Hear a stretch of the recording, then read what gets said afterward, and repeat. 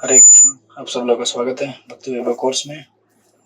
हम लोग स्टडी कर रहे हैं श्रीमद् भागवत महापुराण द्वितीय स्कंद अध्याय नंबर 6।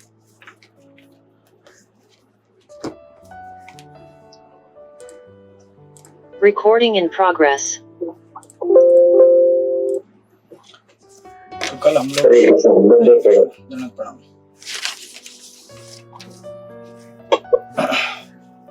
तो कल हम लोग श्लोक नंबर 18 से 22 का सीरीज देख रहे थे। एक पाद विभूति वर्सेस त्रिपाद विभूति। मैंने आपको ऑलरेडी एक बार इसका ब्रेकअप दिया है चैप्टर का। बेसिकली हम लोग 5वें अध्याय में जो नारद मुनि ने 5 प्रश्न पूछे थे, 6 प्रश्न पूछे थे, उनका उत्तर ले रहे हैं इस अध्याय में ब्रह्मा जी के द्वारा। तो जो पहला सीरीज था श्लोक का, श्लोक नंबर 1 से 17, हमने उसमें भगवान किस तरह से इस सृष्टि के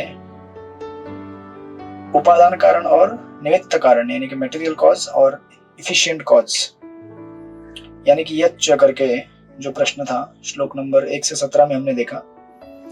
उसके तत्पश्चात एक छोटा सा डिटूर है ब्रह्मा जी का, ये श्लोक नंबर 18 से 22, जिसमें ब्रह्मा जी बता रहे हैं कि भगवान भले इस भौतिक जगत का कारण है और इस भौतिक जगत को मेंटेन करते हैं, लेकिन भगवान इस भौतिक जगत से आसक्त नहीं है, राइट।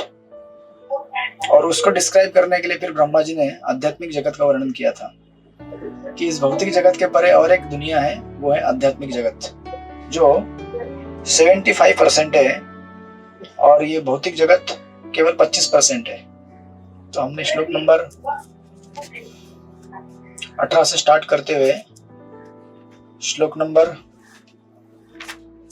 19, 20, 21, हम लोग 21वें श्लोक में रुके थे लास्ट टाइम। तो श्लोक नंबर 18 में कहा था कि इस तरह से एक आध्यात्मिक जगत है इस भौतिक जगत के परे, जिसमें भगवान जीवों को अमरता प्राप्त कराते हैं, राइट। 18 से हमने स्टार्ट किया था। पूर्ण पुरुषोत्तम भगवान अमरता तथा निर्भयता के नियंत्रक हैं और वे भौतिक जगत के मृत्यु तथा सकाम कर्मों से परे हैं। एंड देन उसके तत्पश्चात फिर 19 नंबर में हमने देखा था कि किस प्रकार कुछ लोग यहाँ रहते हैं भौतिक जगत में, कुछ लोग आध्यात्मिक जगत में रहते हैं। देन नेक्स्ट हमने 20 में देखा कि ऐसा क्यों होता है, कुछ लोग यहाँ क्यों रहते हैं, कुछ लोग वहां क्यों रहते हैं। तो इसके लिए श्लोक नंबर 20 में ब्रह्मा जी कहते हैं, जो लोग अच्छी तरह से साधना करते हैं अपने अपने प्रिस्क्राइब आश्रम का, वो लोग अपने अपने आश्रम में उन्नत होकर अपना अपना गंतव्य स्थान प्राप्त करते हैं, जिस लोगों को जाना है उनको वहां पे, राइट। तो हमने देखा था श्लोक नंबर 20 में। एंड देन उसके तत्पश्चात फिर ये प्रश्न आ सकता है कि फिर इतना सब मालूम होने के बाद भी कि भौतिक जगत कष्टदायी है, फिर भी जीवात्मा इस भौतिक जगत में क्यों रहता है, वो आध्यात्मिक जगत में क्यों नहीं जाता है। तो उसका उत्तर श्लोक नंबर 21 में दिया था, हम लोग वहां पे रुक गए थे। सर्वव्यापी भगवान अपनी शक्तियों के कारण व्यापक अर्थों में नियंत्रण कार्यों के तथा भक्तिमय सेवा के स्वामी हैं। वे समस्त परिस्थितियों की वास्तविक विद्या तथा अविद्या दोनों के परम स्वामी हैं। तो बेसिकली जो व्यक्ति अपने आप को विद्या से आवृत्त करेगा, उसके जिंदगी का रास्ता बदल जाएगा। वो कौन से रास्ते पे चलेगा? अनशन यानी कि निवृत्ति मार्ग। और फिर वो त्रिपाद विभूति यानी कि आध्यात्मिक जगत को प्राप्त करेगा। और जो व्यक्ति अविद्या के मार्ग में चलेगा, अविद्या से आवृत्त होगा, वो फिर शासन के मार्ग में चलेगा, जो कि श्लोक नंबर 21 में ये 2 शब्द दिए गए हैं। श्रुतिम विचक्र में विशंक शासन अनुशासने उभे, राइट। शासन अनुशने उभे। तो जो विद्या में आएगा यानी कि जो अपनी स्थिति को समझेगा कि मैं कौन हूं, कहां से आया हूं, कहां जाना है मुझे, इस दुनिया में क्या तकलीफ है, और ऐसी कोई दुनिया है जहां पे तकलीफ नहीं है, तो वो उस जगत में जाएगा, राइट। तो विद्या और अविद्या। और हमने ये भी देखा था कि हम लोग विद्या और अविद्या को कैसे प्राप्त कर सकते हैं, जैसा हम लोग अपना संग बनाएंगे उस प्रकार से। Even with in devotee community also, हम लोग अगर ऐसे कुछ भक्तों का संग करते हैं जो भक्ति करने के लिए सीरियस है ना, तो हम लोग भक्ति में अच्छी तरह आगे बढ़ सकते हैं। और अगर हमने ऐसे ही मतलब ठीक है चलो तिलक लगा लिए हैं, धोती पहन लिए हैं, इस्कॉन का टैग लगा लिया, थोड़ी ना भक्त बन जाते हैं हम लोग। अगर कोई मंदिर में आए तिलक लगा के गोविंदा रेस्टोरेंट में चले जाए तो डिवोटी थोड़ी बन जाता है। राइट, वो गोविंदा रेस्टोरेंट का डिवोटी बनता है, गोपीनाथ जी का डिवोटी नहीं बन पाएगा, टाइम लगेगा उसको। शुरुआत किया है उसने, बट अगर हम लोग फिर ऐसे ही भक्तों का संग करेंगे तो हम लोग भी धीरे धीरे गोविंद वाले हो जाएंगे, है ना। तो ज्यादा करके हमको टेम्पल हॉल के अंदर दिखना चाहिए, हम लोग ज्यादा करके वहां दिखेंगे, है ना। जैसे पहले भी हम लोग कॉलेज में, स्कूल में या ऑफिस में यही तो करते थे काम काज। थोड़ा सा टाइम मिल गया, चलो भाई टेबल लगाओ, चाय लेके आओ, बिस्किट लेके आओ, ये लेके आओ, वो लेके आओ, फलाना फलाना। फिर वहां से भौतिक संसार की अनेक अनेक क्रियाएं स्टार्ट होती है। तो ऑफ कोर्स डेफिनेटली हम लोग अगर गोविंदा में प्रसाद ले रहे तो एक बाहर ऑर्डिनरी होटल में लेने से कई हजार गुना बेटर है। बट अगर हमें आगे बढ़ना है तो फिर हमें ग्रेडेशन करना पड़ेगा कि हमें कैसा संग करना है भक्तों का। सो लेवल 1, लेवल 2, लेवल 3, लेवल 4, है ना। इसीलिए साधना लेवल 2। अगर आगे बढ़ना है तो ऐसा नहीं कि बाकी लोग साधना लेवल 1 में नहीं है, 2 में नहीं है, दे आर ऑल्सो देयर। हमें अपना अपना संग ढूंढना है, इंटेलिजेंटली अपना अपना एसोसिएशन बनाना है और उसके हिसाब से आगे बढ़ना है। अदरवाइज अविद्या हमें कब घेर लेगी पता भी नहीं चलेगा, क्योंकि ये जगत का स्वभाव है कि हमें यू नो मतलब अच्छी चीजें यहाँ पे डिग्रेड होती है इवेंचुअली। अच्छी चीजों को टिकाए रखने के लिए बड़ा मेहनत करना पड़ता है। भक्ति वैभव को स्टार्ट किया आप लोगों ने, कितना हो गया अभी? 2 साल हो गया ना। तो अभी आपको लगता होगा अरे कितने साल चलेगा और ये। राइट, बट आप अगर पढ़ाई करेंगे, प्रभुपाद के पर्पट्स को आनंद लेंगे, उसके कनेक्शन समझेंगे और इसी तरह उत्साह में चलते रहेंगे तो चलते रहेंगे, है ना। एक जगह मैं वो एक बुलाया था एक जगह पे मुझे स्टडी ग्रुप के लिए ऐसे, तो मैंने कहा चलो ठीक है, भागवतम हम लोग तो पढ़ाई करते ही हैं, तो ऐसे ही भक्ति वैभव का कोर्स तो मैं पढ़ाता ही हूँ, मैं खुद भी पढ़ रहा हूँ। तो मैंने कहा चलो यही नोट्स वहां पे शेयर कर देंगे। तो कुछ हफ्ते हो गए तो वो बोलने लगे, वो होस्ट जो है, बाकी लोग खुश है लेकिन वो होस्ट बोलने लगे कि मेरे को तो पूरा चैप्टर का ओवरव्यू चाहिए, एक लेक्चर में एक चैप्टर पूरा होना चाहिए। भागवतम जल्दी खत्म करना है। तो अभी अगर कोई चैप्टर फिलोसॉफिकल है तो उसको एक लेक्चर में कैसे खत्म कर सकते हैं, राइट। That's very difficult. तो लोग क्या चाहते हैं कि फटाफट हो जाए, फटाफट हो जाए, फटाफट हो जाए और हम लोग इसको रिलिश कर सके। बट रिलिश करने का एक तरीका होता है, उसको पार्ट बाय पार्ट डिटेल में समझना। नहीं तो ऐसे तो आप तो बहुत सारी कथाएं सुनते आ रहे हैं ना, उसमें कोई ये नहीं है। भागवत सप्ताह तो होता है 7 दिन में पूरा भागवतम कंप्लीट, राइट। आपको कोई ज्यादा इंतजार भी नहीं करना पड़ेगा, इट्स फिनिश्ड। बट देन हम कितना अप्लाई कर सकते हैं, उसमें से कितना जीवन में उतार सकते हैं, हमें देखना पड़ेगा। तो इस तरह से हम लोग अपना अपना संग सिलेक्ट करके उसके हिसाब से जब आगे बढ़ते हैं तो देन वी हैव विद्या, और विद्या से फिर हम लोग अनशन कर सकते हैं भौतिक प्रकृति के साथ, इन इंद्रियों के साथ, एंड देन हम लोग त्रिपाद विभूति निवृत्ति मार्ग से आगे बढ़ सकते हैं। ना इतना कहने के बाद फिर कंक्लूड करते हैं ये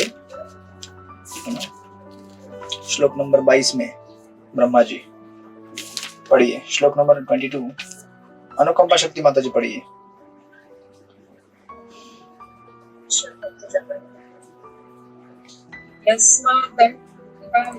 जन के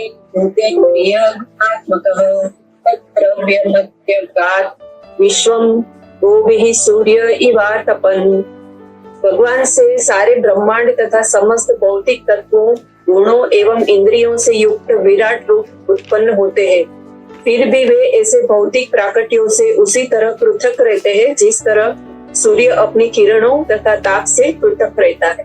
हरे कृष्ण। हरे कृष्ण। तो ये कंक्लूडिंग सेक्शन श्लोक है, हमेशा कनेक्शन याद रखने का कोशिश कीजिए। हम लोग श्लोक नंबर 18 से 22 का सीरीज देख रहे हैं, ठीक है। तो इसमें ब्रह्मा जी कहना चाहते थे कि नारद, इतना कुछ मैंने बताया आपको भौतिक जगत के बारे में, लेकिन भगवान को कुछ ज्यादा लेना देना नहीं भौतिक जगत से। ये छोटा सा सेक्शन है, ये पूरे इंटायर क्रिएशन में उनके आध्यात्मिक भौतिक जगत में ये छोटा सा भाग है। और भगवान इससे आसक्त नहीं रहते हैं, इससे बढ़िया बढ़िया जगह है आध्यात्मिक जगत में, ठीक है। तो इसीलिए कंक्लूजन में कह रहे हैं कि भगवान क्या है, इन प्राकट्यों से क्या होते हैं, पृथक रहते हैं, परे रहते हैं। ये भौतिक जगत तो उन्होंने बना दिया है किसके लिए, हम सब लोगों के लिए, लेकिन इससे आसक्त नहीं होते वो। जिस प्रकार वो कहते हैं, फिर भी वे ऐसे भौतिक प्राकट्य से उसी तरह पृथक रहते हैं जिस तरह सूर्य अपनी किरण तथा ताप से पृथक रहता है ना। जैसे ये उदाहरण हमने पहले भी देखा था, अगर सूर्य को अपनी रोशनी अगर पहुंचानी है, समझो सूर्य तो बहुत दूर है हमसे, लेकिन अगर आपके बिल्डिंग तक पहुंचानी है, थोड़ी सूरज खुद से आता है वहां पे, नहीं आता ना, तो अपनी किरणों को भेजता है, बराबर। तो अभी सूर्य की किरणें और सूर्य दोनों अभिन्न है एक दूसरे से, at the same time different है। इसको कहते हैं अचिंत्य भेदाभेद तत्व, राइट। तो सूर्य उसको मतलब डायरेक्टली आने से कुछ मतलब नहीं है, किरणों को भेज देता है, उसका काम हो जाता है, उसकी जबरदस्त पावरफुल शक्ति है, लेकिन उससे अटैच नहीं है, राइट, पृथक रहता है। उसी प्रकार भगवान इस भौतिक जगत का निर्माण करते हैं अपनी शक्तियों के माध्यम से, अपनी ही शक्तियों के माध्यम से इसका सृजन मेंटेनेंस करते हैं, और अपनी शक्तियों के माध्यम से इसको अंत में क्या करते हैं, विनाश करते हैं। तो अगर आप एक्चुअली देखेंगे इसी सेकंड कैंटो के 10वें अध्याय में, दूसरे 10वें अध्याय में आपको वापस श्लोक मिलेगा कि एक्चुअली भौतिक सृष्टि का क्रिएशन, मेंटेनेंस, डिस्ट्रक्शन भगवान नहीं करते, भगवान अपने प्रतिनिधियों के माध्यम से करते हैं। लेकिन फिर भी भगवान को कहा जाता है कि भगवान करते हैं। ऐसा इसलिए है ताकि ये प्रतीत ना हो कि भौतिक प्रकृति अपने आप इंडिपेंडेंटली कार्य करती है ना। जैसे आपके घर में अगर बच्चे रहते हैं, वो जब बड़े होते हैं तो आप क्या कहते हैं, मैंने बड़ा किया इसको, आप कहते हैं ना नहीं कहते क्या, मैंने बड़ा किया तुझे, नहीं कहते क्या आप लोग? तो आपने बड़ा किया कि वो खुद बड़ा हो गया? आप बताइए आप। वो अपने आप बड़े हो जाते हैं। हम सेवा करते हैं, देख रेख करते हैं, सेवा करते हैं। हरे कृष्ण। तो बच्चे क्या है, अपना भोजन लेते हैं, अपना हवा पानी लेते हैं और बड़े होते हैं, राइट। और आप कहते हैं कि मैंने बड़ा किया उसको। अरे आप बड़ा करे ना करे, वो अपने आप बड़ा होते जाएगा। अपने आप बड़ा होगा कि नहीं होगा? वो छोटा अगर बच्चा आज 1 साल का बालक है, वो थोड़ी उतना ही रहेगा, वो अपने आप खाता है, पीता है, मस्त, धीरे धीरे धीरे धीरे बड़ा होता है, बड़ा होता है, बड़ा होता है, बड़ा होते जाता है। इसीलिए जब आप कहते हैं कि तुझे मैंने बड़ा किया है पाल पोस कर, तो रिबेल करता है, अगर मतलब उसकी of course depending on his संस्कार, किस प्रकार का संस्कार हुआ है उसके ऊपर। तो ऐसा नहीं कि आपने बड़ा नहीं किया है उसको, but at the same time वो अपने आप बड़ा हुआ है, राइट। ये आपको हमेशा याद रखना पड़ेगा कि हम लोग अगर इस जगत से अनासक्त रहना चाहते हैं तो हमें तथ्य समझना जरूरी है। और हमने भी अगर उसको पाल पोस के बड़ा किया है तो हमने क्या किया है? हमने उसको रहने के लिए घर दिया है, तो हमने दिया है क्या? हमने उसको कुछ धन दिया है, या फिर जो भी हमने फैसिलिटी उसके लिए क्रिएट की है, हम तो केवल क्या है, निमित्त हैं, राइट। एक कारण बने हुए हैं, लेकिन उसको देने वाले, खिलाने वाले, पिलाने वाले भगवान है। तो इसीलिए यहाँ पर भी ये उदाहरण आप देख सकते हैं। लेकिन एट द सेम टाइम उस बालक को ऐसा भी नहीं लगना चाहिए कि अरे मेरे मतलब मैं खुद करता हूँ क्या। तो उसको समझाने के लिए कहा जाता है कि नहीं, माता पिता ने पाल पोस के बड़ा किया, that is a fact also, but at the same time हमें ये समझना पड़ेगा कि ये फैक्ट नहीं है, राइट। बट अभी यहाँ पे देखिए, इसीलिए इस श्लोक में कंक्लूड करते समय ब्रह्मा जी कह रहे हैं, फिर भी ऐसे भौतिक प्राकट्य से उसी तरह पृथक रहते हैं भगवान जिस तरह सूर्य अपनी किरण तथा ताप से पृथक रहता है, राइट। तो ये 10वें अध्याय में बोला जाएगा सेकंड कैंटो के कि भगवान क्रिएटर, मेंटेनर, डिस्ट्रॉयर हैं, ये बताने के लिए कि कहीं सृष्टि इंडिपेंडेंटली क्रिएट, मेंटेन, डिस्ट्रॉय करती है, ये ना लगे। इसलिए माता पिता का तो हेल्प उसे चाहिए, but at the same time माता पिता वो मतलब उनको अगर अलिप्त होना है उस आसक्ति से, तो उन्हें समझना पड़ेगा तथ्य क्या है। ऑफकोर्स भगवान के बारे में ये फैक्ट नहीं है, बिकॉज भगवान ही खुद देते हैं, भगवान ही निमित्त है, भगवान ही मेटेरियल कॉज है, भगवान ही इफिशिएंट कॉज है, उपादान और निमित्त हमने देखा था जैसे। बट हमारे बारे में सत्य नहीं है। सो नाउ आपने कभी ऐसा उदाहरण देखा होगा कि कुछ कार्य ऐसे होते हैं जो अगर आपको यू नो ज्यादा प्रिय होते तो आप खुद करते हैं, राइट? जैसे से फॉर एग्जांपल अगर आप उदाहरण लेंगे, अब जब इस भौतिक सृष्टि बनती है, कितने बड़े बड़े ब्रह्मांड बनते हैं, उसका अगर आप किस में जाएंगे, आप फिफ्थ कैंटो में जाएंगे तो आपको मिलेगा एक एक जो ब्रह्मांड है वो यूनिवर्स है, वो 500 योजन वाइड रहता है। योजन मतलब कई कई लाखों किलोमीटर का है ना उसका ये है। तो आप देखेंगे कि एक अगर हम छोटा चीज बनाते संसार में तो हमें कैसा लगता है, मैंने बनाया है, ये मेरा है। जबकि भगवान ऐसे बड़े बड़े बड़े जाइगेंटिक ब्रह्मांड बनाते हैं, बहुत सारी सृष्टि को निर्माण कराते हैं प्रकृति के माध्यम से। फिर भगवान बोलते हैं कि ठीक है आप करो। प्रकृति को क्या बोलते हैं, आप करो, यू टेक केयर। भगवान आपने देखा है ना, वो महाविष्णु केवल क्या करते हैं, ग्लांस डालते हैं प्रकृति के ऊपर, क्रिएशन में देखा आपने। बाकी सब प्रकृति अपने आप वो रोलिंग होता है, उसका जो मैकेनिज्म सेट करके दिया हुआ है, राइट? तो कुछ कार्य ऐसे होते हैं जो इतना बड़ा भौतिक जबरदस्त ब्रह्मांड भी बनाया है, लेकिन भगवान उससे क्या होते हैं, अलिप्त रहते हैं, वो डेलीगेट कर देते हैं। क्यों ऐसा? इसीलिए करते हैं क्योंकि भगवान के पास बहुत सारे दूसरे कार्य हैं जो उनको करने हैं और प्रिय हैं उनको। जैसे अगर आप वृंदावन में देखेंगे, भगवान को अगर नंदा महाराज का अगर सैंडल उठाना है, देखा आपने पिक्चर देखा, छोटे से गोपाल तो नंदा बाबा का सैंडल उठा के चलते हैं। तो भगवान उस समय ये नहीं बोलते प्रकृति को, अरे उठा लो यार, उठा के लेके आ जाओ, मैं थोड़ा साइड में आराम करता हूँ नहीं करते ना, राइट? उनको जब मक्खन चुराना होता है तो खुद जाके चोरी करते हैं। प्रकृति को नहीं बोलते जाओ लेके आओ थोड़ा सा, 1 किलो मक्खन लेके आओ। जैसे हम लोग ऑर्डर करते हैं, जाओ दुकान में 1 किलो लेके आओ, ऑनलाइन ऑर्डर करते हैं। देखिए हमारे जीवन में आप देखेंगे कि कुछ कार्य ऐसे हमारे हमको प्रिय होते हैं कि हम खुद करना चाहते हो। जैसे आपके घर में अगर कोई स्पेशल गेस्ट आ गए हैं तो भले आपके घर के नौकर चाकर काम कर सकते, लेकिन आप खुद बोलते नहीं रुको रुको मैं करूंगा। क्यों? विश्वास नहीं है नौकरों के ऊपर, भले कितना भी पुराना नौकर हो, कितना भी अच्छा करता हो, लेकिन फिर भी लगता है नहीं मैं करूंगा।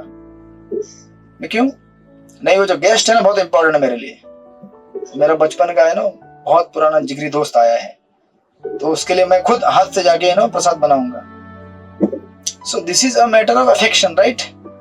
तो भगवान जहां आसक्त होना है वहां होते हैं, मतलब उन भक्तों से जो उनके ऊपर प्रेम करते हैं।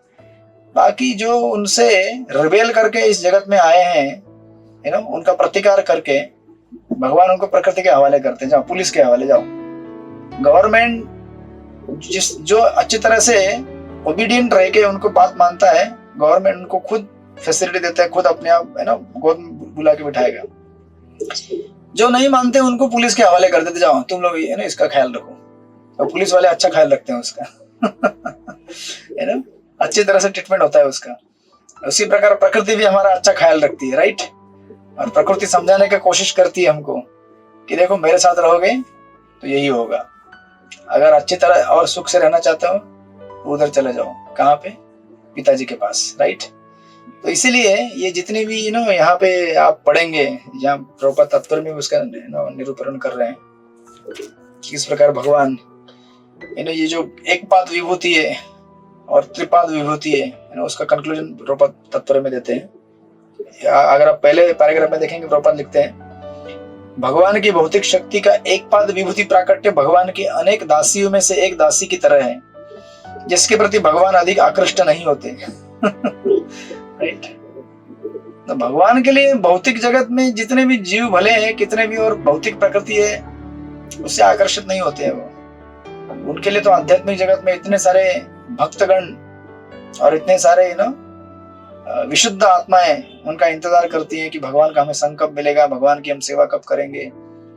तो भगवान को ज्यादा इसलिए प्रभुपाद करते लेक्चर में एक जगह कहते हैं कि कृष्णा इज सो बिजी, भगवान इतने बिजी है क्योंकि भगवान को क्या है, हर भक्तों के साथ रेसिप्रोकेट करना है। कहाँ कहाँ भक्त बुलाते हैं, कहाँ कहाँ जाना है। आपको भगवान अपने आप को विस्तार कर सकते हैं, मैनिफेस्ट बट स्टिल जैसे कोई अपने बहुत बड़ा बिजनेसमैन बिजी रहता है ना, ये बिजनेस डील करना है, यहाँ पे वहां डील करना है, वहां जाना है, ये जाना है, ये कॉन्ट्रैक्ट साइन करना है। उसी प्रकार भगवान भी बिजी रहते हैं अपने भक्तों के बीच में। और ये जो बाकी उनका जो बिजनेस नहीं, ये भौतिक जगत जो डेलीगेट कर दिया उन्होंने, तुम लोग take you take care, right. तो इस तरह से तो ये यहाँ पे इसको कंक्लूड करते हैं। प्रभुपाद बीच में वहां उसी उदाहरण का उन्होंने निरूपण किया है। यहाँ पर बड़े सुंदर ढंग से बताया गया है कि भगवान अपने आप को सूर्य की भांति विस्तारित करते हैं। सूर्य अपने असह्य ताप तथा किरणों के द्वारा अपना विस्तार करता है, फिर भी सूर्य ऐसे किरणों एवं ताप से सदा पृथक रहता है, राइट, लाइक दैट। तो इस तरह से ये आपका सेक्शन यहाँ पे पूरा हो जाता है, जो डी टूर ब्रह्मा जी ने किया था श्लोक नंबर 18 से लेकर 22 तक। नाउ अभी ये डी टूर करने के बाद ब्रह्मा जी वापस आ जाते हैं मेन टॉपिक के ऊपर, ठीक है। He will come back। तो टॉपिक क्या चल रहा था श्लोक नंबर 1 से 16 कि किस प्रकार भगवान इस सृष्टि के क्या है, उपादान कारण है और निमित्त कारण है, he is effective cause and material cause. तो अभी उन्होंने एक श्लोक नंबर 1 से 16 में तो बताया कि किस प्रकार भगवान इस सृष्टि के क्या है, मूल कारण है, ठीक है। सब कुछ भगवान देते हैं, सब कुछ भगवान मेंटेन करते हैं, बता दिया उन्होंने। ना अभी जब ये नेक्स्ट सेक्शन चालू होता है श्लोक नंबर 23 से 30, 23 to 30, अगर आप चार्ट में देखेंगे तो वहां भी लिखा हुआ है, ये आपका देगा क्वेश्चन नंबर 6 का आंसर, राइट। तो ऊपर भी 1 से 17 में क्या दिया, अभी देखिए, ये देखिए कितना पैरेलल है, यहाँ पे चलेगा। श्लोक नंबर 1 से 17 में भी छठे प्रश्न का उत्तर दिया है, यच्च, यानी कि ये भौतिक सृष्टि का आधार कौन है, ये किससे बना हुआ है, राइट। और श्लोक नंबर 23 से 30 में भी प्रश्न 6 का ही उत्तर दिया। तो आप बोलेंगे रिपीट क्यों उत्तर दे रहे ब्रह्मा जी, पहले भी छठे का उत्तर दिया 1 से 6 में, और 23 से 30 में भी वापस छठे का उत्तर दे रहे हैं, ये रिपीटेशन हो रहा है क्या? दोनों में अंतर है। अभी ब्रह्मा जी क्या बोलते हैं, देखो नारद, मैंने आपको श्लोक नंबर 1 से 16 में शास्त्रों के आधार पर बताया, पुरुष सूक्त, राइट। आप सबको समझ में आ रहा है हम लोग क्या डिस्कस कर रहे हैं। ब्रह्मा जी के प्रश्न थे 6 अध्याय नंबर 5 में, उनके उत्तर हम दे रहे हैं अध्याय नंबर 6 में एक एक करके, ठीक है। तो श्लोक नंबर 1 से 16 रादर 1 से 17 में एक उत्तर दिया गया था प्रश्न क्रमांक 6 का। और अगर आप देखेंगे प्रश्न क्रमांक 6, वो 6 प्रश्न आपके सामने होने चाहिए हमेशा, वो मैंने आपको तभी लिखवाया था। यच्च, व्हाट इज कंपोज्ड ऑफ, ये भौतिक जगत किससे बना हुआ है, राइट। तो अभी वापस क्यों फिर 23 से 30 में उत्तर दे रहे हैं, ये भौतिक जगत किससे बना हुआ है 23 से 30 में। तो एक्चुअली क्या हो रहा है यहाँ पे ऐसा होता है कि श्लोक नंबर 23 से 30 जो कनेक्शन यहाँ पे बनेगा, अभी तक ब्रह्मा जी कहते हैं कि मैंने आपको क्या दिया, शब्द प्रमाण दिया, बराबर है। ये 3 प्रमाण जानते हैं आप, शब्द प्रमाण, प्रत्यक्ष प्रमाण, अनुमान प्रमाण, ठीक है।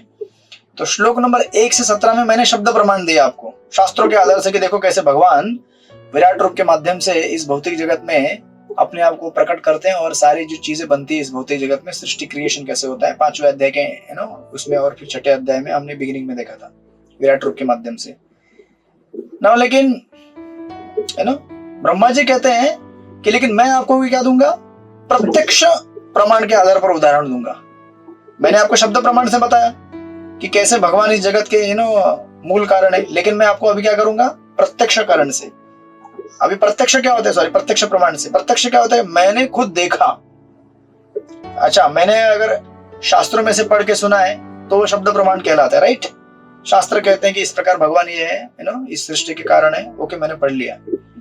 अभी मैं जानना चाहता हूं, मतलब ब्रह्मा जी कहते हैं, अभी मैं कह रहे हैं कि मैं अभी आपको बताऊंगा कि मैंने केवल शास्त्रों में से पढ़ा नहीं, लेकिन मैंने वास्तविक देखा भी है नारद, प्रत्यक्ष मैंने देखा है। कैसे देखा है वो अभी विस्तार से बताएंगे श्लोक नंबर 23 से 30 में। तो एक्चुअली अगर आप देखेंगे कि ये जो 3 प्रमाण होते हैं ना, प्रत्यक्ष प्रमाण, शब्द प्रमाण और अनुमान प्रमाण, इसमें से सबसे टॉप प्रमाण क्या है, सबसे उच्च किसको माना जाता है,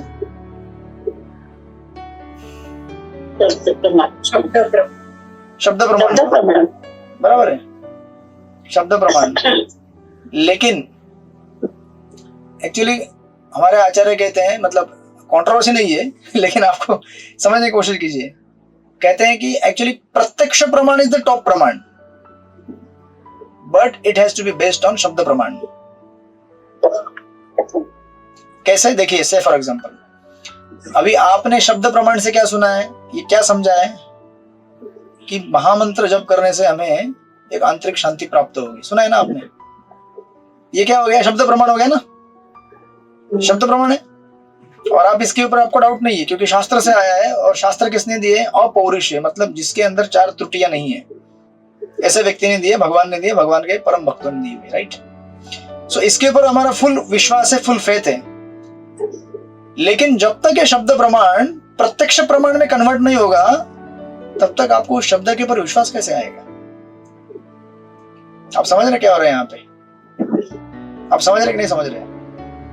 शब्द प्रमाण है कि महामंत्र जपने से आंतरिक शांति प्राप्त होती है। तो अभी मैं क्या करूंगा, इसका प्रैक्टिकल करने का कोशिश करूंगा ना, कि चलो जप करते हैं, हरे कृष्ण कृष्ण कृष्ण हरे हरे, हरे राम राम राम हरे हरे।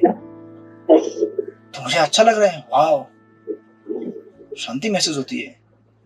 मतलब मुझे क्या मिल गया? प्रत्यक्ष प्रमाण मिल गया ना। जो शब्द प्रमाण था उसका प्रत्यक्ष अनुभव मुझे आया, इसीलिए वो कहते हैं कि प्रत्यक्ष प्रमाण इज टॉप। बट ये प्रत्यक्ष प्रमाण किसके ऊपर आधारित है? शब्द प्रमाण के ऊपर आधारित है, इंडिपेंडेंट नहीं है शब्द से। समझे कि नहीं समझे आप अभी तक? समझे कि नहीं समझे? Yes sir. तो अभी ब्रह्मा जी क्या कहेंगे? ब्रह्मा जी कहेंगे, इसलिए देखिए, हमें हमेशा याद रखना चाहिए कि हम जो भी शब्द आपको, तो इसमें ऐसा नहीं कि हर कोई शब्द प्रमाण आपको पूरी तरह प्रत्यक्ष आपको अनुभव मिलेगा ही मिलेगा। अगर पूरी तरह मिला भी है, नहीं मिला है, तो भी हम विश्वास करके आगे बढ़ते ही हैं, because that is the procedure, ये प्रक्रिया है। लेकिन जो परफेक्टली और प्रॉपरली फॉलो करता है, उसको इवेंचुअली उसका प्रत्यक्ष अनुभव आएगा कि शब्द कैसे काम करता है, राइट। तो अभी ब्रह्मा जी क्या करेंगे? ब्रह्मा जी कहेंगे कि मैंने केवल शास्त्रों से नहीं पढ़ा, वो तो मैंने पढ़ा और समझा, लेकिन मैंने खुद अनुभव भी किया। नारद, क्या अनुभव किया है? कि कैसे भगवान इस जगत के सब कुछ देने वाले हैं, मेंटेन करने वाले, सब कुछ वही है। तो श्लोक नंबर 23 से बिगिन करते हैं। पढ़िए श्लोक नंबर 23, सृष्टिपति प्रभु।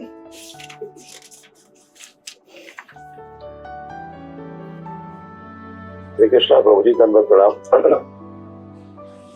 यदा अस्य नाभ्यर्त्नलिना अहं वासं महात्मनः नाविदं यज्ञ संहारान्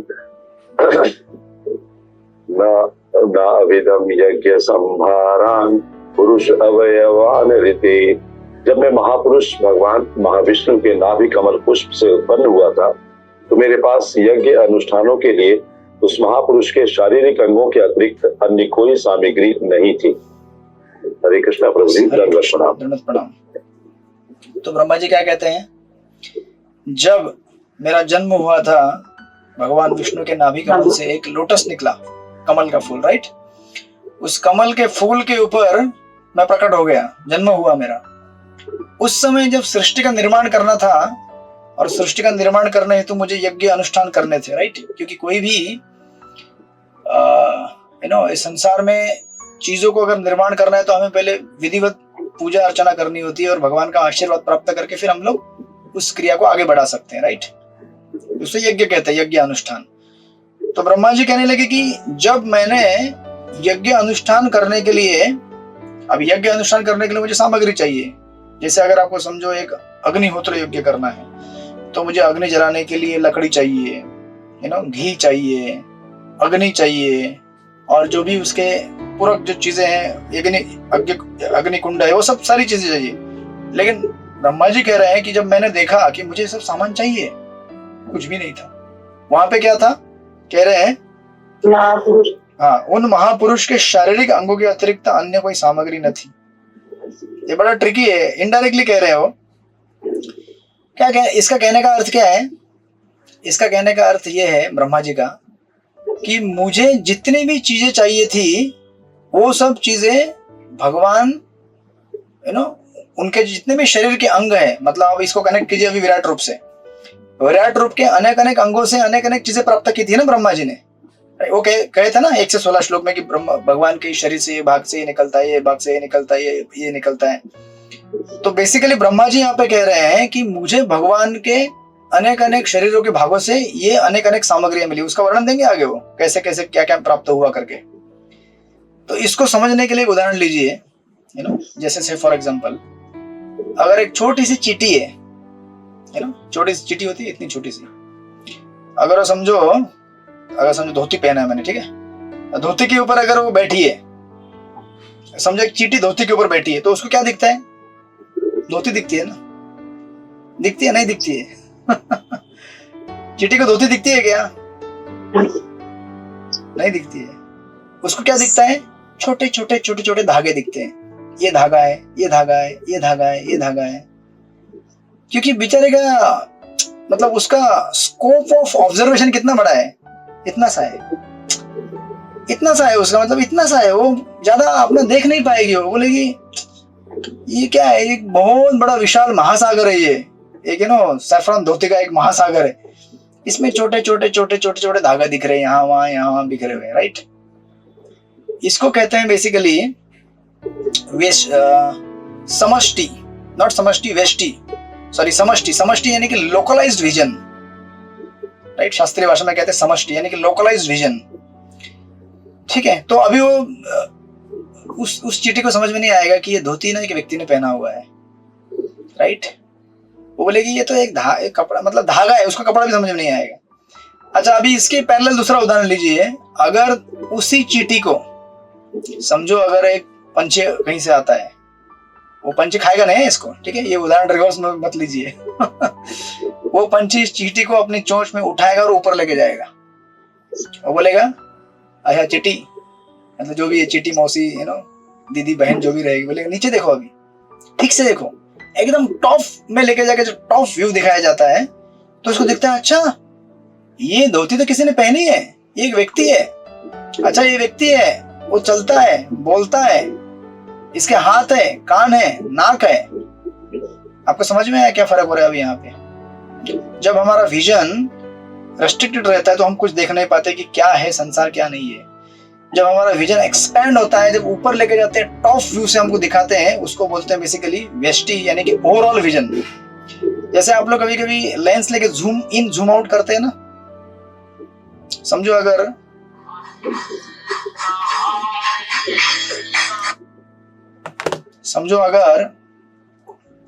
लेंस से मैं अगर एक बुक के अंदर कुछ टेक्स्ट देख रहा हूं, मैं उसको एकदम ऐसे झूम करके, और खाली झूम करके देख रहा हूं, तो मुझे क्या दिखेगा?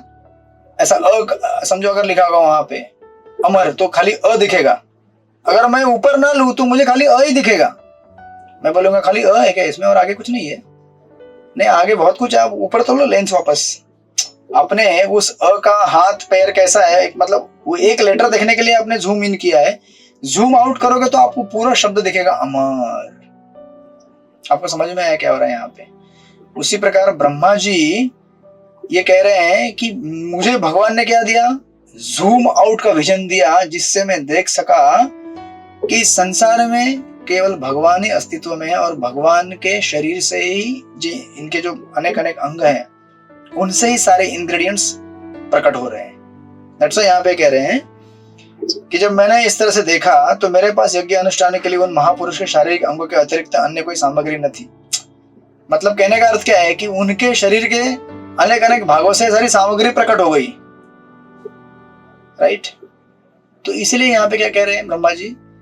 मैंने खाली शास्त्र में पढ़ा नहीं, मैंने प्रत्यक्ष देखा, राइट। एंड दैट्स व्हाई इसको कहते हैं प्रत्यक्ष प्रमाण, राइट।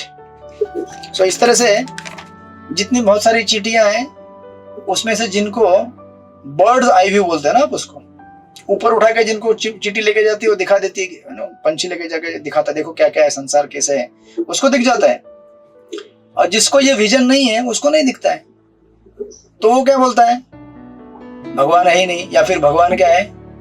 इस भौतिक जगत को भी भगवान समझ बैठता है वो, राइट। अब विराट रूप है भगवान का, लेकिन विराट रूप के क्या है? अनेक अनेक अंग है।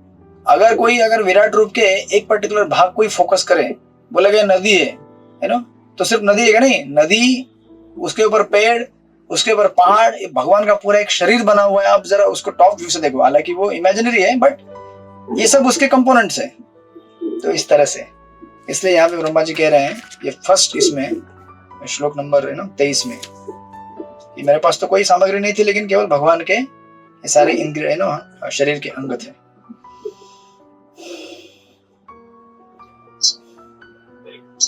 राइट। तो परपोर्ट में आपस प्रभुपाद लिखते हैं, उन्हें बेचैनी हुई और उनके हृदय में से भगवान ने उन्हें प्रेरित किया कि वे तपस्या करें जिससे यज्ञ अनुष्ठान के लिए सामग्री प्राप्त हो सके। लेकिन इन दोनों अर्थात भगवान महाविष्णु तथा भगवान के अंग से जन्मे ब्रह्मा के अलावा वहां अन्य कुछ भी नहीं था। यज्ञ अनुष्ठान के लिए अनेक सामग्रियों की, विशेष रूप से पशुओं की आवश्यकता थी। एंड सो फॉर प्रभुपाद, आगे उसको आप पढ़िएगा। राइट, लाइक दैट,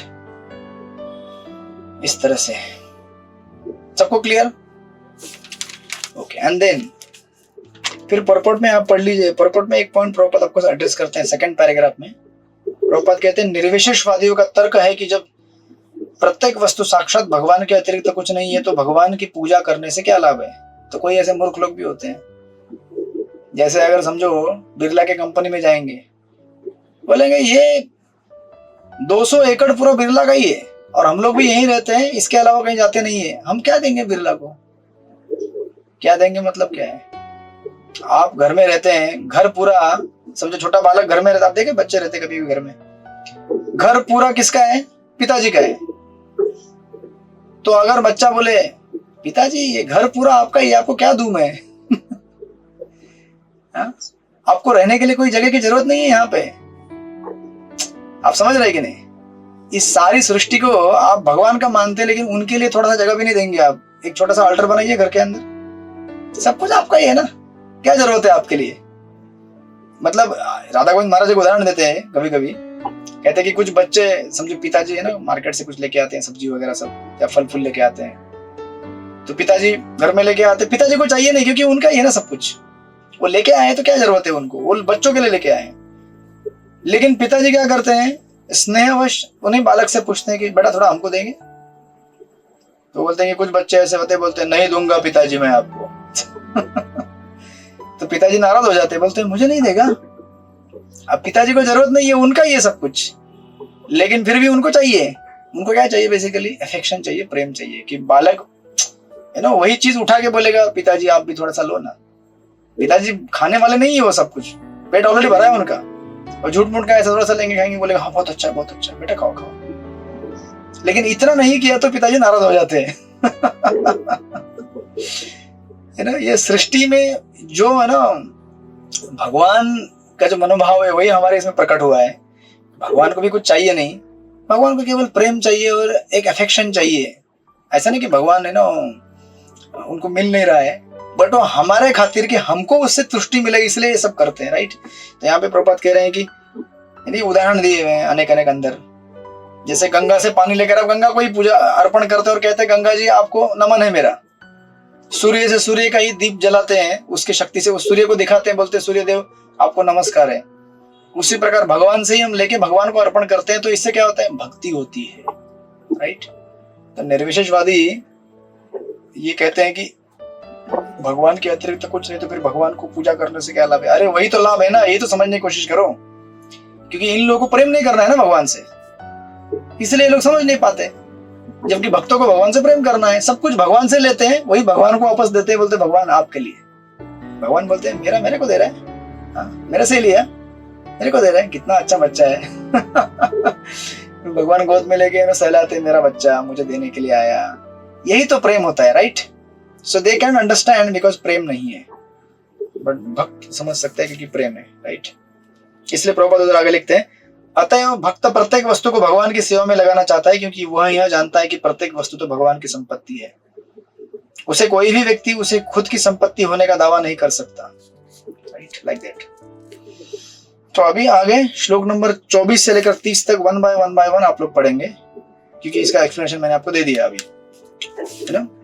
तो चालू कीजिए यहाँ से। कहाँ से? विभा माता जी से, उसके बाद पांडु सखी माता जी, फिर बरसाना किशोरी माता जी, फिर चित्रलेखा सखी माता जी।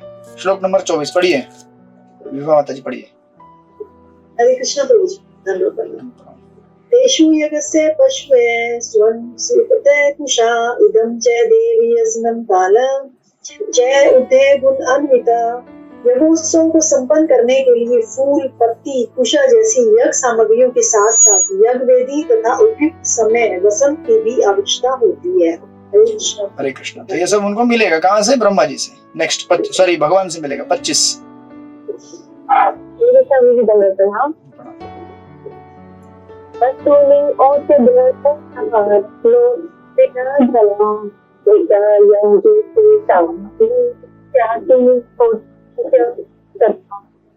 यज्ञ की अन्य आवश्यकताएं हैं पात्र, अन्न, घी, शहद, सोना, मिट्टी, जल, ऋग्वेद, यजुर्वेद, सामवेद तथा यज्ञ संपन्न कराने वाले 4 पुरोहित। यस, हरे कृष्ण। तो ये सब उनको भगवान के अनेक अनेक अंगों से मिलेंगे। प्रभुपाद ने परपोर्ट में 4 प्रकार के आहुति करने वाले लोगों को दिया है। कौन कौन होते हैं आप पढ़ लीजिएगा। फिर प्रभुपाद कहते हैं कि कलयुग में ये सब यज्ञ चलते नहीं है, केवल एक ही यज्ञ चलता है, हरे कृष्ण कृष्ण कृष्ण हरे हरे, हरे राम राम राम हरे हरे। इसलिए हमें केवल संकीर्तन यज्ञ करना है। श्लोक नंबर 26 नेक्स्ट। हरे कृष्णा। दंडवत। नामधेयानि मंत्राश्च दक्षिणाश्च व्रतानि च देवतानुक्रम कल्प संकल्पस्तंत्रमेव च। अन्य आवश्यकतांमध्ये विशिष्ट हेतूसाठी आणि विशिष्ट प्रक्रियांद्वारे विशिष्ट शास्त्रांमध्ये सांगितलेल्या पद्धतींनी विशेष मंत्र व व्रत वैकल्यांद्वारे निरनिराळ्या देवतांच्या नामाचे आवाहन करण्याचा समावेश आहे। हरे कृष्ण। यस, तो अभी फिर अनेक अनेक मंत्रों का और उसकी जो विधियां हैं उसको कैसे उच्चारण करने का उसका मीटर ये सब वहां से प्रकट होता है। तो आपको प्रॉपर में लिखते हैं कि कलयुग में ये सब होता नहीं है, क्योंकि ऐसे मंत्र बोलने वाले, ऐसे मीटर में करने वाले शुद्ध ब्राह्मण कोई भी बचे नहीं है। इसलिए कलयुग में एक ही यज्ञ होता है और वो है हरे कृष्ण कृष्ण कृष्ण हरे हरे, हरे राम राम राम हरे हरे। राइट, तो प्रभुपाद ने परपोर्ट में लिखा है। आधुनिक युग के लोग इस सरल विधि का लाभ उठा सकते हैं क्योंकि यह जटिल सामाजिक संरचना की परिस्थिति में अपनाए जाने योग्य है। नेक्स्ट 27 नंबर चित्रलेखा सखी माता जी पढ़िए। हरे कृष्ण। दंडवत प्रणाम। समर्पणम पुरुषाव वैरते संभार समृता मया। अशा रीतीने यज्ञासाठी आवश्यक असे सर्व घटक आणि अन्य साधन सामग्री मला भगवंतांच्या अवयवांपासून संग्रहित करावी लागली। देवी देवतांच्या नामांचे आवाहन करून क्रमाक्रमाने आत्यंतिक ध्येय श्री विष्णूंची प्राप्ती झाली व या प्रकारे प्रायचित्त आणि अंतिम समर्पण पूर्ण झाले। हरे कृष्ण। इस प्रकार मैंने यज्ञ किया। ब्रह्मा जी कहते हैं मैंने यज्ञ पूरा किया, सारे यज्ञ की सामग्री इकट्ठा करके, और मुझे किसकी प्राप्ति हुई? भगवान विष्णु की प्राप्ति हुई क्रमशः। तो परपट में प्रभुपाद लिखते हैं इस श्लोक में समस्त सामग्रियों के स्रोत के रूप में भगवान के व्यक्तिगत स्वरूप पर अधिक बल दिया गया है, न कि निर्विशेष ब्रह्म ज्योति पर। परम भगवान नारायण समस्त यज्ञ फलों के लक्ष्य है, अतएव वैदिक मंत्र अंतोन्गत्वा इसी उद्देश्य की प्राप्ति के लिए होते हैं। Right, so like that. And then फिर ब्रह्मा जी कंक्लूड करते हैं 28 और 29, ये 3 आगे वाले श्लोकों में। 28 नंबर पढ़िए, रमेश मोदी प्रभु पढ़िए 28 नंबर।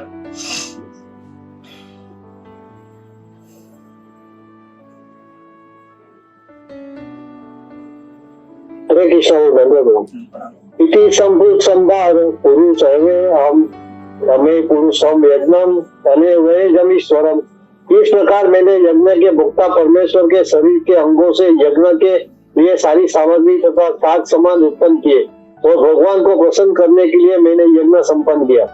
हरे कृष्ण। हरे कृष्ण। देखिए ब्रह्मा जी जब निरूपण कर रहे हैं किसको? नारद जी को, कि किस तरह से भगवान इस संसार के सृष्टि के हर प्रकार के कारण है, उपादान कारण और निमित्त कारण भी, मटेरियल कॉज, इफेक्टिव कॉज। साथ में ये भी बता रहे हैं कि ये सब मैंने यज्ञ वगैरह किया, सामग्री इकट्ठा की, लेकिन इसका उद्देश्य क्या था? भगवान को प्रसन्न करने के लिए। राइट, जितनी भी क्रियाएं हैं, जितनी भी गतिविधियां हैं, केवल एक ही उद्देश्य के लिए की जानी चाहिए, और वो है भगवान को प्रसन्न करने के लिए। Right, that's why Prabhupada purple में लिखते हैं भोक्तारम यज्ञ तपसाम सर्वलोक महेश्वरम सृहिदम सर्वभूतानां ज्ञात्वा मां शांतिं पृच्छति। प्रभुपाद कहते हैं विश्व शांति के लिए, प्रभुपाद परपड़ के बिगिनिंग में लिखते हैं सामान्य लोग सदैव मन की शांति या विश्व शांति के लिए चिंतित रहते हैं, किंतु वे यह नहीं जान पाते कि विश्व शांति का ऐसा कोई मानक किस प्रकार प्राप्त किया जाए। लेकिन ये सूत्र है गीता में दिया गया। Right, so like that. Of course then Prabhupada उस परपड़ में लिखते हैं आगे लास्ट का पैराग्राफ में, सारा संसार विद्या, सामाजिक उत्थान, आर्थिक विकास तथा मानव दशा को पूर्णतः सुधारने की योजनाओं को सुमंत्र बनाने में अपनी शक्ति की आहुति करने में लगा है। बराबर ना? दुनिया में क्या हो रहा है, ये तो लोग इंडिविजुअली खुश रहने के लिए प्रयास कर रहे हैं या कलेक्टिवली खुश रहने के लिए प्रयास कर रहे हैं। इसके लिए अनेक अनेक प्रकार के कार्यक्रम चल रहे हैं, अनेक अनेक बड़े बड़े एंटरप्राइज चल रही है, फैक्ट्रियां चल रही है, कारखाने चल रहे हैं, गाड़ियां चल रही है, ट्रेन चल रही है, फ्लाइट चल रही है। सब किसके लिए? कैसे सुखी हो हम लोग? लेकिन प्रभुपाद कहते हैं किंतु कोई भी व्यक्ति भगवान के निमित्त यज्ञ करने में रुचि नहीं रखता। सब लोगों को किसके लिए यज्ञ करना है? खुद के लिए करना है। भाई मेरे लिए यज्ञ करो, मेरा काम होना चाहिए, मेरा काम होना चाहिए, जिसका उपदेश भगवद्गीता में किया गया है। अतएव संसार में शांति नहीं है। यदि सारे लोग सचमुच विश्व शांति चाहते हैं तो उन्हें परम स्वामी तथा सबों के सखा के निमित्त यज्ञ संपन्न करना चाहिए। जिस प्रकार घर में एक मेन कोई एक व्यक्ति रहता है, अगर वो संतुष्ट ना हो तो घर में फिर सब लोग असंतुष्ट रह जाते हैं, राइट? हरे कृष्णा। मंगला माता जी, हरे कृष्ण। किधर है आप? भारत में ही है कि बाहर है? मेरा रोड में हो प्रभु। अच्छा, मेरा रोड में है। हरे कृष्ण। ठीक है ठीक है। उन पढ़िए 29वां श्लोक पढ़िए आप। हरे कृष्णा। हाँ पढ़िए। तत ते भ्रातर इमे प्रजानाम पतयेन जयना व्यक्तम अव्यक्त पुरुषम समाहिता। हे पुत्र, तत्पश्चात तुम्हारे 9 भाइयों में ने जो प्रजापति है, व्यक्त तथा अव्यक्त दोनों प्रकार के पुरुषों को प्रसन्न करने के लिए समुचित अनुष्ठानों सहित यज्ञ संपन्न किया है। हरे कृष्णा। ब्रह्मा जी बता रहे हैं कि नारद, इस तरह से तुम्हारे जितने भी भाई हैं मुझसे सब पैदा हुए हैं ना, तुम भी मेरे पुत्र हो, बाकी सब तुम्हारे भाई हैं। सब लोगों ने तुमने मिलकर क्या किया है? भगवान की संतुष्टि के लिए यज्ञ किया है, राइट? एंड देन 30 नंबर का हरिपुराण पर पढ़िए, श्लोक नंबर 30। प्रणाम।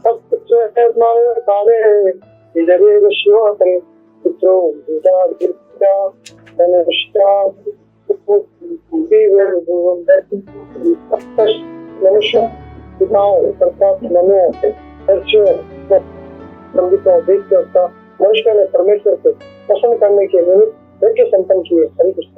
हरे कृष्णा। तो इस प्रकार फाइनली शुरुआत मैंने किया, बिगिनिंग में मैंने सारे इंग्रेडिएंट इकट्ठा किए, मैंने यज्ञ संपन्न किया, और फिर मेरे इस प्रोसीजर को फॉलो करके जितने भी मेरे बाद में जो लोग आए हैं उन सब ने यज्ञ करके भगवान को प्रसन्न करके अपने अपने चीजें प्राप्त की। प्रॉपर में लिखते 30 नंबर के, दैत्य देवताओं के भक्त होते हैं क्योंकि वे उनसे अधिकाधिक भौतिक सुविधाएं हासिल करना चाहते हैं। दैत्य मतलब असुर, राइट? किंतु भगवान के भक्त एकनिष्ठ होते हैं, अर्थात वे भगवान की भक्ति में सेवा में पूर्ण रूप से तल्लीन रहते हैं। अतः उनके पास भौतिक सुविधाएं मांगने के लिए थोड़ा सा भी समय नहीं रहता। जब समय ही नहीं तो फिर मांगे ही क्यों? सुबह से लेकर रात तक जपा करने का टेंशन रहता है, जपा बाकी है, जपा बाकी है, जपा बाकी है। तो अभी मरीन ड्राइव में यहाँ पे इंडियन क्रिकेट टीम आया है 2020 वर्ल्ड कप जीतने के बाद वो लोग घूम रहे हैं यहाँ पे, यहाँ से 1 किलोमीटर पे ही है मेरे से। लेकिन क्या करें, हम लोग तो भक्ति वैभव क्लास करने में बिजी है ना? तो कहाँ जाएंगे हम लोग देखने के लिए उनको, राइट? तो जब हमको भगवान की सेवा में बिजी है तो भौतिक चीजों को मांगने के लिए समय नहीं। देखिए, ये भक्ति में बने रहने का एक बहुत अच्छा क्या बोलते हैं उसको, मेथड है कि जितना हम भगवान के सेवा में संलग्न रहेंगे बाकी चीजों के लिए टाइम मिलेगा ही नहीं।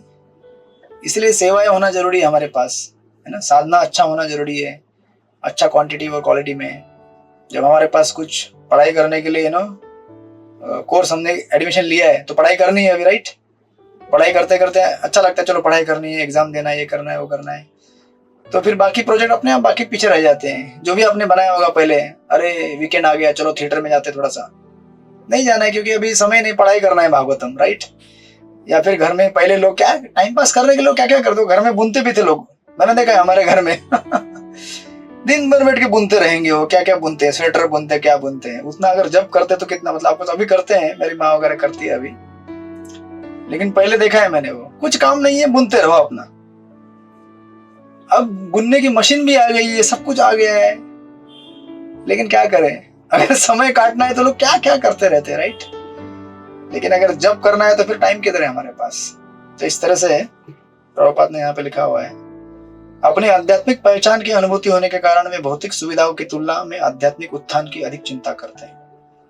एंड दैट्स व्हाई उनके पास टाइम नहीं है। ठीक है, संसार में बहुत सारी गतिविधियां होती रहती है, कोई जीतता है, कोई हारता है, अच्छी बातें हैं, लेकिन अल्टीमेटली हम सबको तब तक है ना फाइनल मुक्ति प्राप्त नहीं होगी जब तक हम भौतिक अस्तित्व के ऊपर विजय प्राप्त नहीं करते, अनशन पे नहीं उतर जाते। तो हमको अनशन पे उतरना है, राइट, शासन नहीं करना है, राइट, अनशन करना है, निवृत्ति मार्ग में जाना है। तो इस तरह से ये यहाँ पे सेक्शन कंक्लूड होता है श्लोक नंबर 30 तक। और इसका खाली एक ही कनेक्टिंग सेक्शन बाकी था यहाँ पे, श्लोक नंबर 31 से 31। बेसिकली 31 से 31 में कंक्लूड कर देते ब्रह्मा जी कि इस तरह से भगवान क्या है, इस भौतिक जगत के कारण है, निमित्त कारण भी है और इफेक्टिव और मटेरियल दोनों कारण है, उपादान और निमित्त। ठीक है, हम इसको अगली बार देखेंगे। मेरा तो टारगेट था आज पूरा चैप्टर पूरा करने का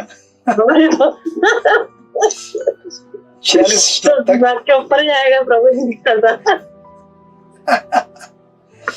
ठीक है, ठीक है। हरे कृष्ण प्रभु जी। मेरे प्रभु जी भक्ति शास्त्र करना चाहते, ऑफलाइन ले रहे हैं आप? ऑफलाइन नहीं, ऑनलाइन चालू है, वो भी मराठी में चालू है, हिंदी में नहीं है अभी। हिंदी में कब करेंगे? रहेगा तो बताता हूँ आपको। हाँ, क्योंकि वो जॉब करते हैं तो उनको टाइम नहीं मिल पाता है। चलेगा, बताता हूँ मैं। हाँ, अरे सिलवासा में थे तो उनको ऑफलाइन था तो उनको जम नहीं पा रहा था। अच्छा, ऑनलाइन करना चाहते हैं? उन्होंने पैसा उन्होंने भर दिया है। चलेगा, मेरे पास भेजने के लिए बोल दीजिए पैसा। ठीक है, तो आप लोग अभी यहाँ तक पढ़ाई कर लीजिए। ये चैप्टर के मतलब मोटा मोटी मेजर पोर्शन हमने कवर कर लिया है। इसके बाद तो ब्रह्मा जी ग्लोरिफिकेशन करेंगे भगवान का, और इसके बाद ब्रह्मा जी कहेंगे कि नारद तुम्हें मेरे शब्दों के ऊपर क्यों विश्वास रखना चाहिए, ये भी पूछेंगे ब्रह्मा जी नारद को। तो इसका क्लैरिफिकेशन आगे आएगा आधे अध्याय में। और तब तक आप लोग पढ़ाई कीजिएगा, आपको प्रश्न दिए गए हैं प्रथम अध्याय के। और अगले बुधवार को तो क्लास नहीं होगा, गुरुवार को क्लास होगा, क्योंकि बुधवार को तो मैं आ रहा हूँ जगन्नाथपुरी से। तो गुरुवार को अपनी अगली क्लास होगी, और फिर इस चैप्टर को कोशिश करेंगे पूरा कंक्लूड करने का, क्योंकि टेक्निकल मैटर इसमें से खत्म हो गया अभी, मतलब पूरा हो गया टेक्निकल जितना भी सब्जेक्ट मैटर था। 14 तारीख को आपकी एग्जाम होगी अध्याय नंबर 1 के ऊपर, द्वितीय स्कंद के। आप लोग एग्जाम के मामले में बहुत पीछे है, क्योंकि मैंने भी आपको क्वेश्चन टाइम पे नहीं दिए। तो 14 तारीख को हम लोग एग्जाम करेंगे, ठीक है, प्रथम अध्याय के ऊपर आप लोग पढ़ाई कीजिएगा। हरे कृष्णा, फिर मिलते हैं हम लोग। ये 14 को प्रभु जी, ये 14 को? हाँ, आज तो 4 तारीख है और 10 दिन है आपके पास। 10 दिन में बहुत पढ़ाई होती है, प्रश्न मैंने ऑलरेडी दिए हैं, उत्तर भी दिए हैं, पढ़ते रहिए। मैं तो देखिए ये बुक जो है ना, ये लगभग ये बुक मुझे लगता है 60% कवर हो गया है। तो फिर आपको हेवी जाएगा पढ़ने में बाद में परपोर्ट्स। फिर ऐसा ना हो जाए अभी 6ठा पूरा हो गया, 7वां चालू हो जाएगा। 7वां तो फटाफट हो जाएगा, क्योंकि उसमें ज्यादा टेक्निकल है नहीं, भगवान के अवतारों का गुणगान है। तो अगर हम प्रेम से लेंगे तो टाइम लगेगा, नहीं तो फटाफट भी हो सकता है। 7वां हो गया तो मतलब कैंटो 2 पूरा होने को आ गया आपका, ऑलमोस्ट 80% सिलेबस कवर। एग्जाम आपकी खाली फर्स्ट चैप्टर की, तो मतलब कितना पीछे हो गया हम लोग सोचिए। तो आपको एग्जाम तो देना पड़ेगा अगली 14 तारीख को कुछ भी करके, ठीक है। हरे कृष्णा। श्रील प्रभुपाद की जय। श्रीमद् भागवत महापुराण की जय। वांछा कल्पतरुश्च कृपा सिंधुभ्यश्च अनंत कोटि वैष्णव की जय। श्रील प्रभुपाद। हरे कृष्णा। हरे कृष्णा, धन्यवाद, प्रणाम। हरे कृष्णा।